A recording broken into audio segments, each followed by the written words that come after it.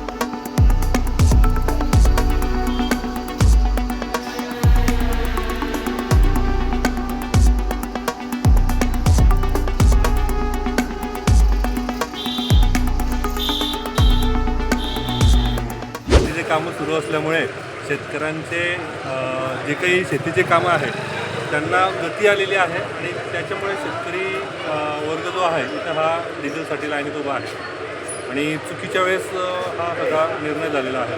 शेतकऱ्यांचं जे काही आहे कामकाज झाल्यानंतर सगळा भाव वाढवलं असतं किंवा ह्या जे काही गोष्टी सरकारच्या चुकलेल्या आहेत त्याच्यावरती सरकारने विचार करायला हवा. अजून पेट्रोल वाढ होईल का असं वाटतं तुम्हाला?